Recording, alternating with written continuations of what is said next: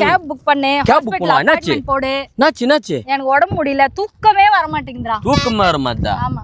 அங்க பாரு எப்படி நிம்மதியா தூங்குறாருன்னு. காலையில வந்தாரு சைட்டுக்கு. லேண்ட புக் பண்ணாரு, நிம்மதியா தூங்குறாரு. நீ எங்க லேண்ட் லைன் பூரா நகை நகை நகை நகையை கட்டினாலும் நகை என்னைக்கு வந்தாலும் விலை ஏறும்டா. பீச் பக்கத்துலயே குடுக்குறாங்கக்கா. உங்க அப்பா கொடுப்பா இல்ல எங்க அப்பா கொடுப்பா? எங்க அப்பா எல்லாம் குடுக்கல, தனி ஏஜென்ட்ல குடுக்குறாங்க. ஒரு ஸ்கொயர் ஃபீட் வெறும் 575 ரூபாய்க்கு குடுக்குறாங்க. சும்மா கதை. வா வா இந்த சைட்ல உனக்கு எது வேணுமோ சொல்லு. ஒரு ஸ்கொயர் ஃபீட் வெறும் 575 ரூபாய்க்கு 600 ஸ்கொயர் ஃபீட் வாங்குறேன்னு 3,45,000 ரூபாய். கரெக்டா?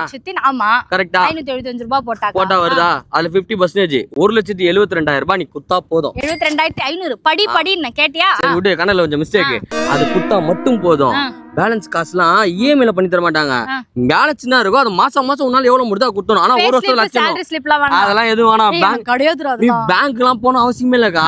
Registration free. ஆமா, பீச் பக்கத்துல யாரு தர முடியும்? கோமதி அம்மன் நகர்ல நம்ம பழவேற்காடுல குத்துட்டு இருக்காங்க. நிஜமா? அப்ப நான் பீச் ஹவுஸ் கட்டிடலாம்ல? கட்டிடலாம். ரெசார்ட் ஹவுஸும் கட்டிடலாம். பண்றோம், நம்ம பண்றோம். அங்க நம்பர் குடுறேன்ல, அந்த நம்பருக்கு புக் போன் பண்ணு. நான் வரேங்கன்னு சொல்லு. ஃப்ரீ கேப் போவாங்க வீட்டுக்கு. போலாமா? பக்கத்துல வாங்குறோம். ரெசார்ட்ட கட்டறோம். வேற மாதிரி பண்றோம். பாத்துட்டு இருக்கீங்க, நீங்களும் புக் பண்ணுங்க.